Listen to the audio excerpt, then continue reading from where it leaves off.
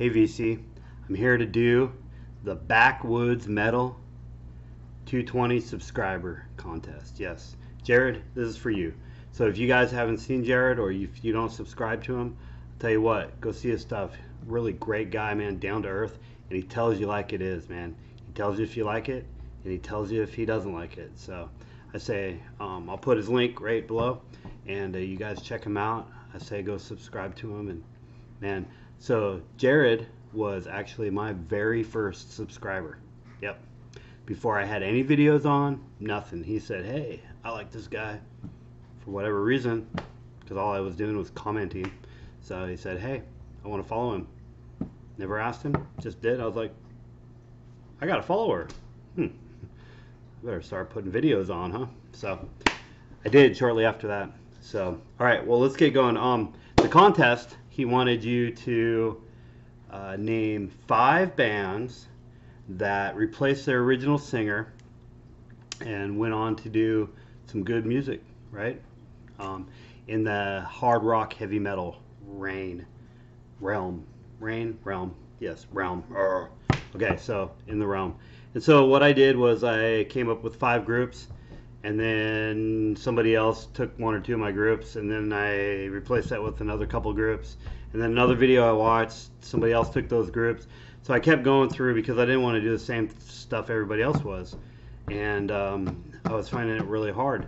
And so I finally came up with a group of bands that I don't think anybody else has, or they're not going to do.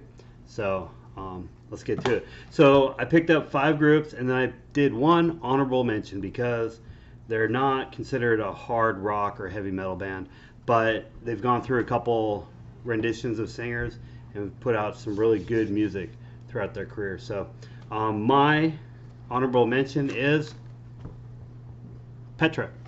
Yes, Petra. I love Petra. From this first album, had Bob Hartman and Greg Hugh.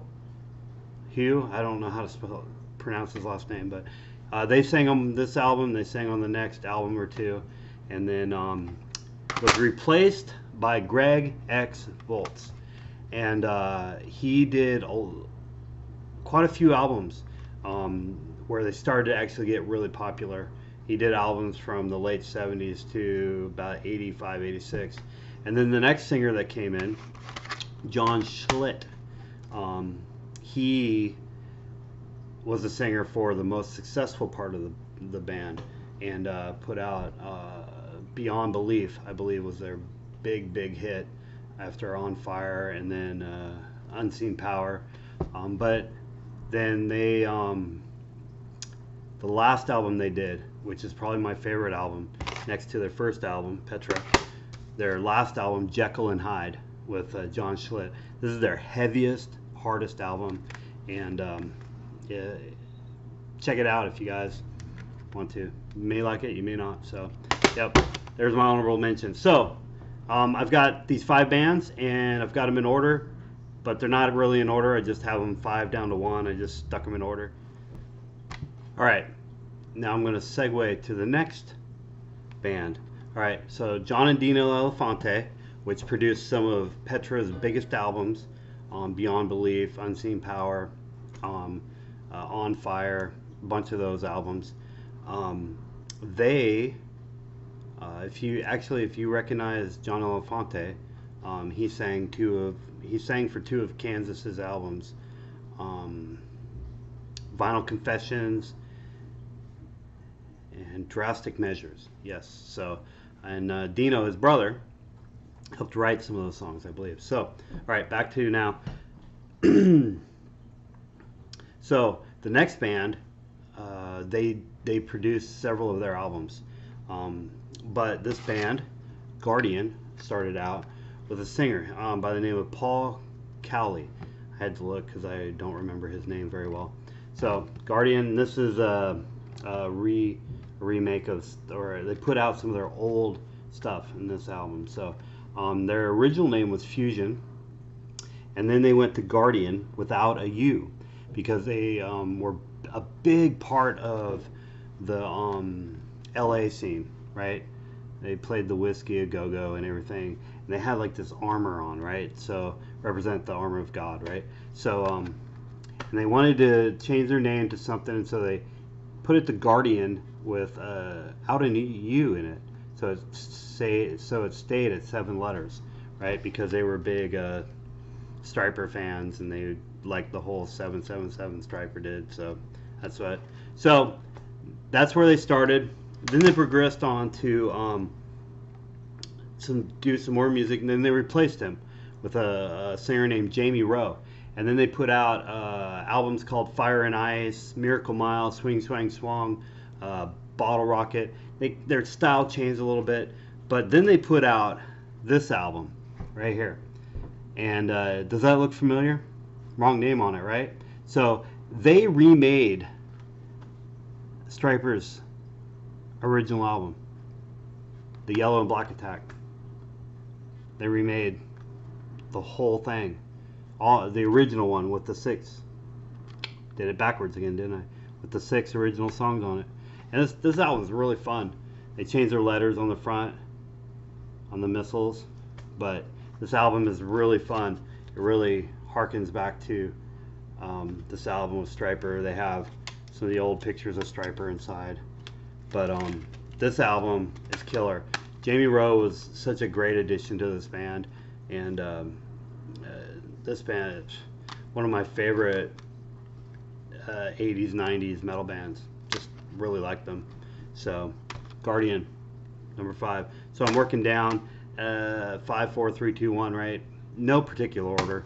I don't know if I said that or not, but no particular order. So, Petra, then Guardian, and now, so Holy Soldier. That's the next band. So I started out with Stephen Patrick. I apologize. Got a little thing going on. So they started out with Stephen Patrick for their first 2 albums. And this is another band from the LA scene, you know. They did played a lot of the same places as all the LA groups, you know. Totally look like it, don't they?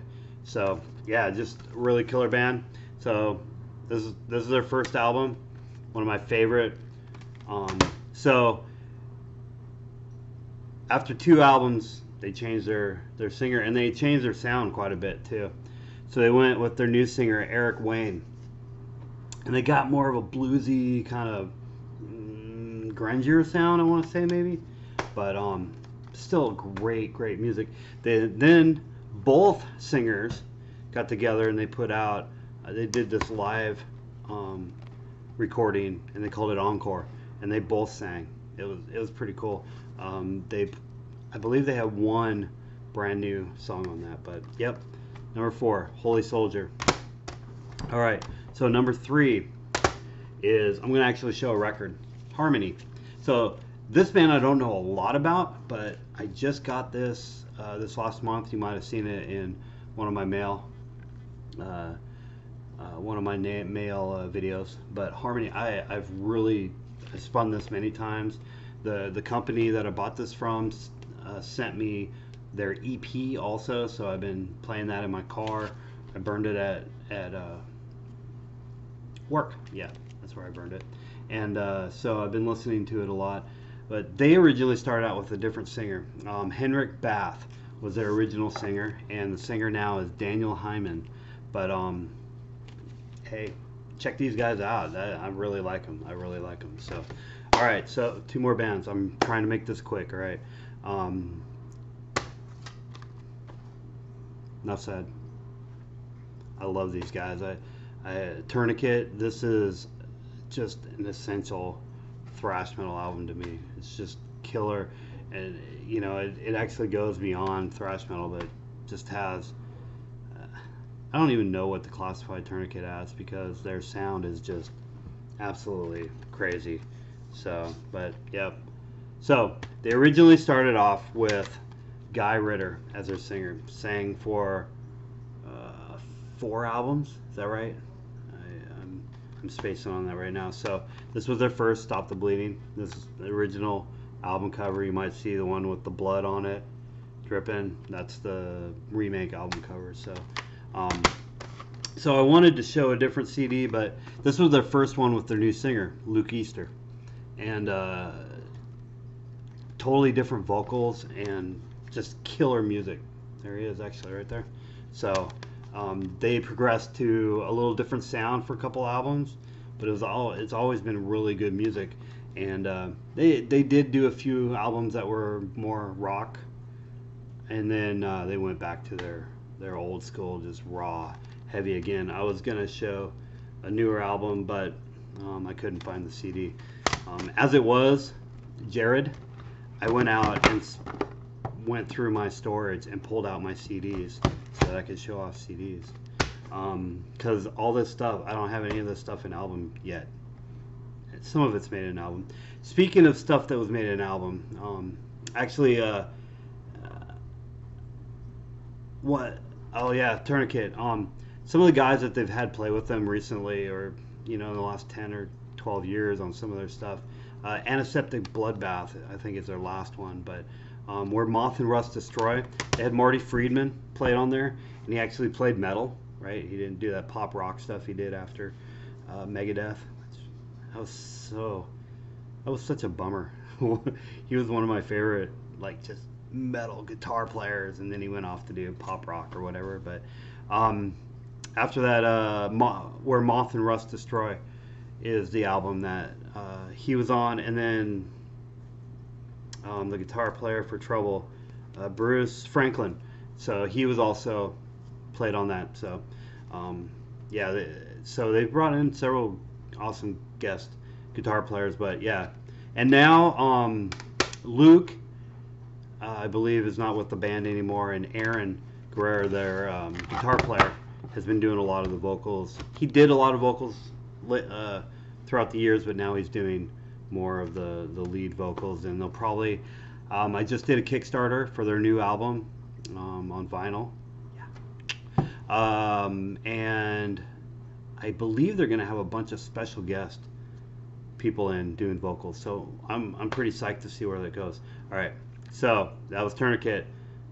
All right, number one, maybe not the best, but maybe not the least.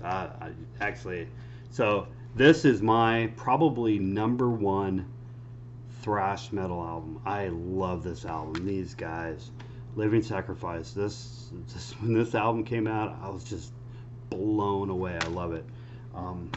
Just killer music. So the singer on this is DJ. Darren Johnson. Man, my brain is just not working today. So Darren Johnson was the original singer. He sang on this. He sang on Inhabit and their second album, which is I'm spacing on right now. But totally different vocal style from here to the next was totally death. This is more thrash. Their next album was totally death metal. And then the third album, Inhabit, was kind of a cross between them. And then DJ left the band, and so they needed to replace the singer. So they didn't go out and buy somebody new. They didn't get somebody new. They took one of the original band members, Bruce Fitzhugh, who was their guitar player, started singing, and so they were reborn. Well, that's the name of the album, right? So this was their first album since DJ left, and they totally changed their sound. In fact, when this album came out, nobody sounded like this. I don't even know. I know people call it metalcore or groovecore, or I don't know how to say it, but I love it. I love this music. I love the vocals. I love the guitar. I love the drums. And then all the albums they put out since have just been really great, and just heavy, hard hitting. Just great. And in fact, a lot of their newer stuff is more thrashy heavy than this even. So Living Sacrifice, is that it? Yep, I think that's it. So I don't have anything else to add, but Living Sacrifice, actually, if you know the band Believer, Kurt Bachman is the one who discovered these guys, and he was the producer of this album. So, man, this album I want in vinyl. really bad. I love this album. So, all right, Living Sacrifice. I'm trying not to go too long. I'm already at many minutes. So, all right, guys. So, Jared, like I said, subscribe to Jared's channel, and Jared, good on you, man. Good job. So, I hope to get there in the next couple of years. So, well, I'm out, and you guys take care, and God bless.